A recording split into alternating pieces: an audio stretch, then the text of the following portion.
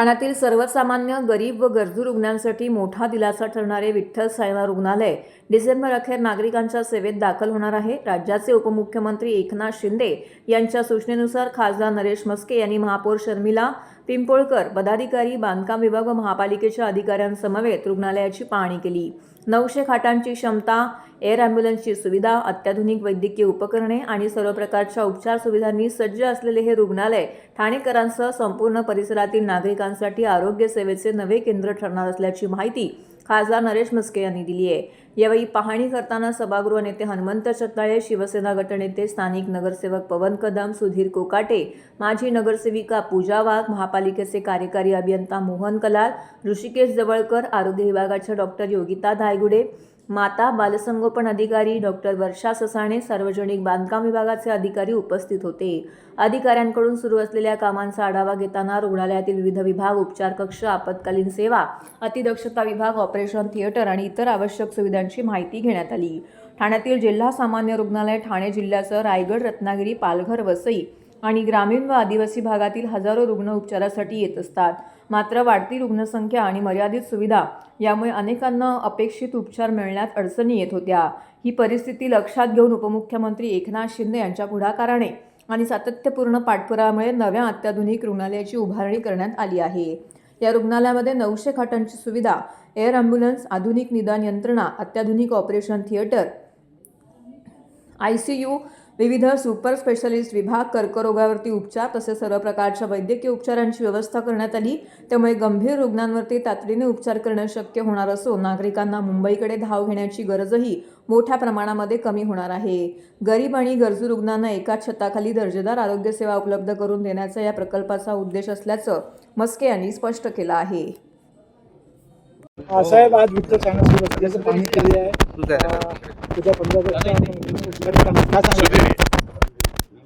माननीय उपमुख्यमंत्री एकनाथ शिंदे साहेब यांच्या नेतृत्वाखाली आपण म्हणतो ठाणं बदलतंय आणि त्याचं मूर्तिमंत उदाहरण म्हणजे हे ठाण्यातील सिव्हिल हॉस्पिटल।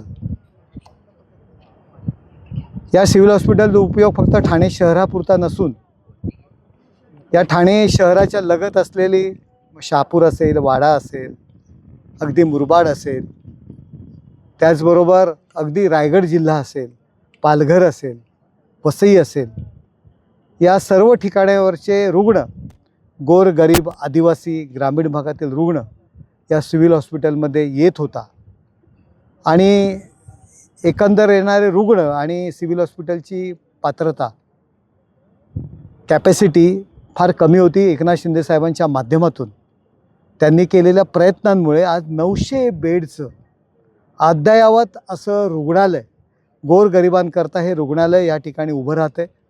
आपण पाहतोय बाजूला नर्सिंग कॉलेजचं काम सुरू आहे।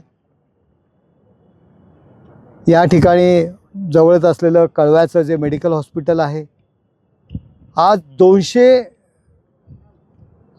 सुपर स्पेशालिटी बेड या ठिकाणी आहेत। मुलांकरता 200 बेड आहेत, ऑर्डिनरी 500 बेड आहेत। म्हणजे हा जो काही लोड आहे आरोग्य यंत्रणेवरचा येणारा, तो लोड या ठिकाणी कमी होणार आहे आणि गोरगरीब, आदिवासी, ग्रामीण भागातील नागरिकांना, शहरातील कामगार वस्तीतील नागरिकांना एक खूप चांगली सुविधा या ठिकाणी उपलब्ध करून दिलेली आहे। अद्ययावत मशिनरी, अद्ययावत मग कॅन्सर असेल, हार्ट्स असेल, किडनी असेल, हे सगळे उपचार या ठिकाणी होणार आहेत। आणि आपण पाहतो एअर ॲम्ब्युलन्स करता हेलिपॅडची सोयसुद्धा या ठिकाणी आपण केलेली आहे। आपण विदेशातील पद्धतीचं फक्त कौतुक करतो, आपण ती पद्धती अनुकरण करण्यासाठी या ठिकाणी प्रयत्न करतो आहे। आज एअर ॲम्ब्युलन्सची व्यवस्था या ठिकाणी होते। जर अति गंभीर रुग्ण असेल आणि त्याला मुंबईमध्ये किंवा आणखी कुठे जर त्याला शिफ्ट करायचं असेल, त्याला ट्रीटमेंट द्यायची असेल, तर एअर ॲम्ब्युलन्सची सेवासुद्धा या ठिकाणी उपलब्ध होते। एकनाथ शिंदे साहेबांच्या माध्यमातून आणि महाराष्ट्र शासनामध्ये देवेंद्रजी असतील, सुनेत्रताई असतील, या सगळ्यांच्या माध्यमातून ही ठाण्याला दिलेली मोठी देणगी आहे। आणि धर्मवीर आनंद दिघे साहेबांचं स्वप्न होतं, त्यांचं खूप लक्ष या सिव्हिल हॉस्पिटलवर असायचं, ते पूर्ण होतं आहे। थोड्याच दिवसात या हॉस्पिटलचं ओपनिंग, उद्घाटन या ठिकाणी होणार आहे आणि त्याकरता जे काही इसेन्शियल्स कामं आहेत, छोटी मोठी कामं आहेत, आजूबाजूचा परिसर असेल, छोट्या मोठ्या काही गोष्टी राहिलेल्या आहेत हे पाहण्याकरता शिंदेसाहेबांच्या आदेशानुसार आणि स्थानिक नगरसेवक आमचे सुधीर कोकाटे असतील, पवन कदम असतील यांच्या सूचनेनुसार मग महापौर शर्मिलताई पिंपळकर, सभागृह नेते हनुमंत जगदाळे, आमचे हेमंत पवार, आम्ही सर्व मंडळी या ठिकाणी व्हिजिट करण्याकरता आलेलो आहोत. छोट्याफार काही कमतरता असतील तर पूर्ण करण्याच्या दृष्टीने आमचे कैलास पवार सिव्हिल सर्जन आहेत, महानगरपालिकेचे अधिकारी आहेत आणि ह्याकरता आम्ही ही व्हिजिट ठेवलेली आहे. दादा, दात घासताय ना, मग पाणी का वाया घालवताय? ताई, भांडी घासा नाहीतर फोन पहा, पण नळ का चालू ठेवलाय? अंघोळ झाली ना करून, मग शॉवर चालूच. कपडे धुताय पण पाणी वाया जातंय, त्याचं काय? गाडी अशी धुताय आणि उद्या पाणी कायमचं संपलं तर? पाण्यासाठी किती जणांची वणवण होते, कित्येक कुटुंबांना तर पाणी मिळतही नाहीये. पाणी बोलत नाही, पण आपण त्याची किंमत जाणली पाहिजे. पाण्याचा अपव्यय टाळा, परिस्थिती भीषण होऊ शकते. प्रत्येक थेंब जपा, पाणी वाचवा. पाणी ही निसर्गाची देणगी आहे. पाणी निर्माण करता येत नाही. पाण्याची बचत हीच पाण्याची निर्मिती. ठाणे महानगरपालिकेतर्फे जनहितार्थ जारी.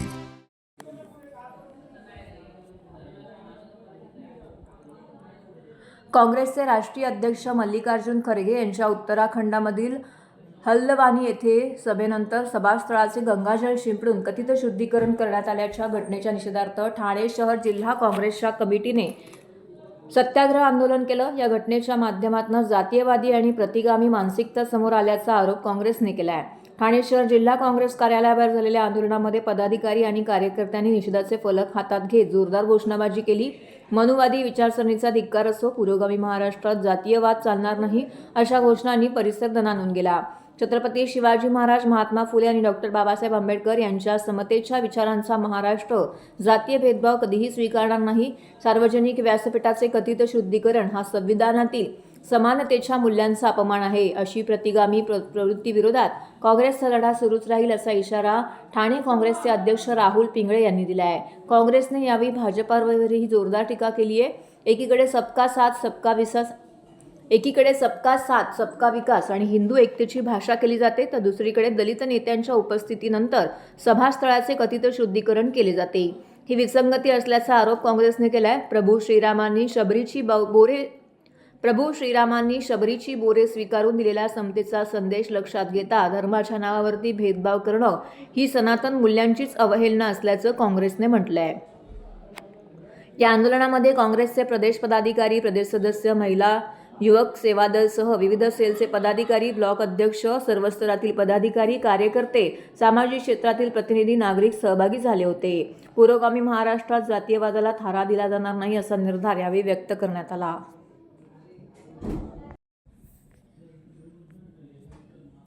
पावसाळ्यात प्रतिकूल हवामानातही नागरिकांची सुरक्षितता आणि वाहतूक व्यवस्था सुरळीत ठेवण्यासाठी कार्यरत असलेल्या वाहतूक पोलिसांच्या सेवेला सलाम करत त्यांच्या कार्याप्रती कृतज्ञता व्यक्त करण्यासाठी TJSB सहकारी बँकेतर्फे तिऱ्हात नाका वाहतूक पोलीस ठाणे येथे पोंचोचे वितरण करण्यात आले. कर्तव्य बजावताना वाहतूक पोलिसांना पावसापासून संरक्षण मिळावे, हा या उपक्रमामागील उद्देश होता. यावेळी TJSB सहकारी बँकेचे chief technology officer Shantanu Khedekar, business development head Sneha Phadke यांच्या हस्ते वाहतूक पोलिसांना पोंचोचे वितरण करण्यात आले. कार्यक्रमास नौपाडा वाहतूक विभागाच्या वरिष्ठ पोलीस उपनिरीक्षक गौरी मोरे आणि पोलीस उपनिरीक्षक शंकर महाडिक यांचीही उपस्थिती होती. TJSB सहकारी बँकेचे chief technology officer Shantanu Khedekar यावेळी म्हणाले, TJSB सहकारी बँक आपल्या ग्राहकांना आधुनिक आणि सक्षम बँकिंग सेवा देण्यासोबतच समाजाप्रती असलेली जबाबदारीही तितक्याच संवेदनशीलतेने पार पाडते. नागरिकांच्या सुरक्षिततेसाठी प्रतिकूल परिस्थितीतही कार्यरत असलेल्या वाहतूक पोलिसांच्या सेवेला सहकार्य करण्याची संधी आम्हाला मिळावी याचा आनंद आहे. त्यांच्या दैनंदिन कर्तव्यामध्ये प्रत्यक्ष उपयोगी ठरणाऱ्या अशा उपक्रमांमधून समाजासाठी सकारात्मक योगदान देण्याचा TJSB सहकारी बँकेचा प्रयत्न आहे. बिझनेस डेव्हलपमेंट हेड सौ स्नेहा फडके म्हणाल्या, TJSB सहकारी बँकेची सुरुवात ठाण्यातून झाली आणि आज देशातील 4थ्या क्रमांकाच्या आघाडीची बहुराज्यीय नागरी सहकारी बँक म्हणून बँकेने आपली ओळख निर्माण केली आहे. मात्र या प्रवासात ठाणे शहराशी असलेले आमचे नाते, जिव्हाळा आजही कायम आहे. समाजाच्या विविध घटकांसोबत उभं राहणं ही TJSB सहकारी बँकेच्या कार्यसंस्कृतीचा महत्त्वाचा भाग आहे. नागरिकांच्या सुरक्षिततेसाठी प्रतिकूल हवामानातही कर्तव्य बजावणाऱ्या वाहतूक पोलिसांप्रती कृतज्ञता व्यक्त करण्यासाठी पोंच वितरणाचा हा कार्यक्रम राबवण्यात आला आहे. ठाण्याशी असलेली ही नाळ आणि सामाजिक बांधिलकी भविष्यातही अशाच उपक्रमातून अधिक दृढ करण्याचा आमचा प्रयत्न राहील. पावसाळ्यात रस्त्यांवरील वाहतूक सुरळीत ठेवण्यासोबतच नागरिकांच्या सुरक्षिततेबाबतची जबाबदारी वाहतूक पोलीस सातत्याने पार पाडत असतात. त्यांच्या या समर्पित सेवेला प्रोत्साहन देत TJSB सहकारी बँकेने समाजाप्रती असलेल्या आपल्या बांधिलकीतून हा उपक्रम राबवला. आपल्या सगळ्यांना माहिती आहे, ठाण्यापासून सुरू झालेली आपली TJSB सहकारी बँक आज देशातली 4थी मोठी कोऑपरेटिव्ह बँक आहे आणि ठाण्याशी TJSBचं नातं हे पहिल्यापासून जोडलेलं आहे. तसंच ठाण्यातल्या सर्व घटकांशी TJSBचं हे प्रेमाचं आणि आपुलकीचं नातं हे कायम राहिलेलं आहे. ट्रॅफिक पोलीस आणि सगळेजण नेहमीच ऊन पाऊस ह्याची तमा न बाळगता इथे कायम सेवेमध्ये उभे असतात. त्यामुळे TJSBला त्यांच्याबद्दलही आपुलकी आहे. त्यासाठी TJSBनी सगळ्या इथल्या ट्रॅफिक पोलीस हवालदार आणि सगळ्यांसाठी पोंचोचं वाटप आता पावसाळ्यामध्ये त्यांचं संरक्षण व्हावं यासाठी केलेलं आहे. वाहतूक ऑपरेटरसाठी व्यावसायिक वाहने खरेदी करण्यासाठी सोपी आणि विश्वासार्ह कर्ज सुविधा. कर्ज मर्यादा 1 कोटी रुपयांपर्यंत, 5 वर्षांची परतफेडीची मुदत, आकर्षक व्याजदर. TJSB fleet term loan. TJSB सहकारी बैंक लिमिटेड, भरोसे का बैंक, भविष्य का bank. Asset backed credit loan. व्यवसाय आणि आर्थिक गरजांसाठी मालमत्तेवर आधारित कर्ज.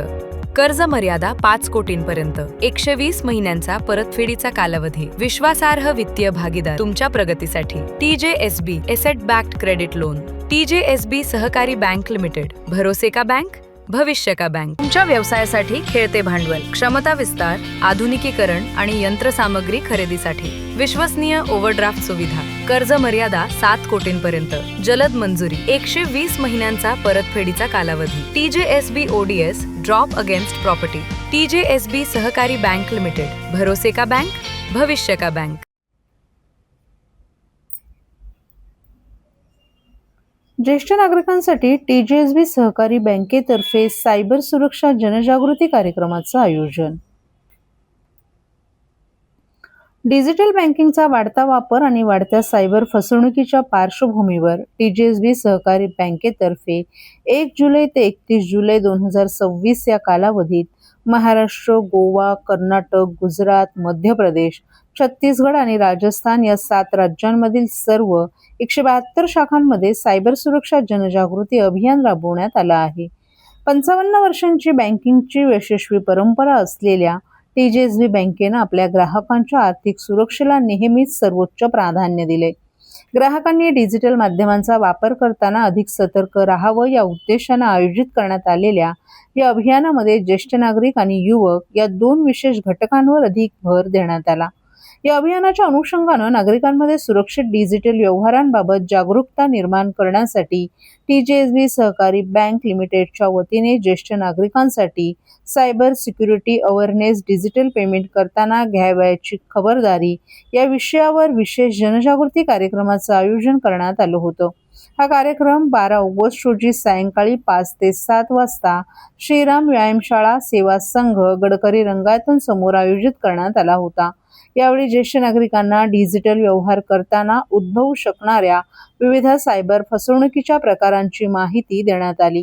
तसंच फसवणूक टाळण्यासाठी घ्यावयाची खबरदारी आणि सुरक्षित डिजिटल व्यवहारांच्या सवयी याबाबत मार्गदर्शन करण्यात आलं. कार्यक्रमादरम्यान TJSB सहकारी बँक लिमिटेडचे Harpreet Chhabra, general manager operations यांनी उपस्थितांना मार्गदर्शन केलं.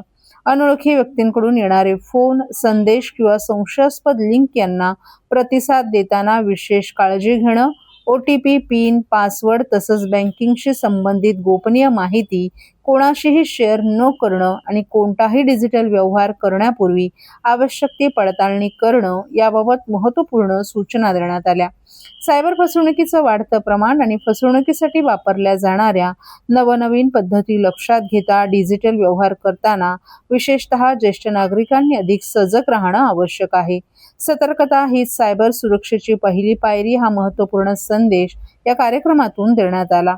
TJSB सहकारी बँकेच्या वतीनं अशा जनजागृतीपर उपक्रमांद्वारे ग्राहक आणि नागरिकांना सुरक्षित आणि जबाबदार डिजिटल व्यवहारासाठी सातत्यानं प्रोत्साहित केलं जात आहे. डिजिटल बँकिंगचा वाढता वापर सुरक्षिततेसह व्हावा आणि नागरिकांना सायबर फसवणुकीपासून स्वतःचं संरक्षण करता यावं हा या उपक्रमामागील प्रमुख उद्देश असल्याचं सांगण्यात आलं. माझं नाव हरप्रीत छाबरा आहे. मी TJSB सहकारी बँकमध्ये जनरल मॅनेजर ऑपरेशन्स म्हणून ह्या पोस्टवरती काम करतो आहे. गेल्या बऱ्याच वर्षांपासून TJSB बँक हा सुपिरियर डिजिटल प्रोडक्ट्स ऑफर करतो आपल्या सगळ्या कस्टमर्सला. RBIचं पण आव्हान आहे की आपल्याला जास्तीत जास्त माहिती द्यायची about digital awareness, digital safe banking practices आणि सायबर फ्रॉड्स हे काय प्रकार आहेत. ह्याच्या संदर्भात दोन जे टार्गेट ग्रुप्स आहेत ते एक सिनियर सिटिझन्स आणि दुसरं यूथ. ह्या एज ग्रुप्सला किंवा एज ब्रॅकेटला खूप जास्त टार्गेट केला जातो आहे. म्हणून आजचा जो सेशन आहे ते सिनियर सिटिझनसाठी आम्ही आयोजन केलेलं आहे. ह्या सेशनमध्ये डिजिटल अवेअरनेस, सेफ्टी, प्रिकॉशन्स काय काय घ्यायचे आहेत आणि डिजिटल फ्रॉड्स कुठल्या प्रकारचे असतात ह्याच्या बाबत माहिती दिली जाईल आणि आपल्याला काय काय सेफ प्रॅक्टिसेस करायचे आहेत आणि काय करायचं आहे आणि काय नाही करायचं ह्याच्या संदर्भात थोडक्यात माहिती दिली जाणार आहे सिटिझन्सला. सगळ्याच सिटिझनला एवढंच आव्हान देतो आहे की डिजिटल बँकिंग हा फ्युचर आहे, पण त्याला सेफली आणि सिक्युअरली कसं यूज करायचं त्याची माहिती आपल्याला सगळ्यांना माहीत असायलाच पाहिजे आणि फ्रॉड नसावा असं आपण पूर्णपणे जर सगळ्यांनी एकत्र संकल्प घेतलं आणि सेफ बँकिंग केली तर ते सगळ्यांसाठी इन्क्लुडिंग फायनान्शियल सिस्टमसाठी पण खूप चांगली गोष्ट आहे. भरपूर फायदा होतो आहे. आता जर तुम्ही बघाल तर मेन जे फ्रॉड्स होत आहेत त्याच्यामध्ये सगळ्यात मोठा प्रॉब्लेम आहे अवेअरनेसचाच. माणसांना माहीतच नाही की डिजिटल अरेस्ट हा प्रकारच नाही. डिजिटल अरेस्ट काय असतो, कसं माणसांना गंडवतात, हे सगळं जर आपल्याला माहीत पडलं तर त्याच्यामध्ये आपल्याला नक्कीच बाहेर पडता सोप्या रीतीने येतो आहे.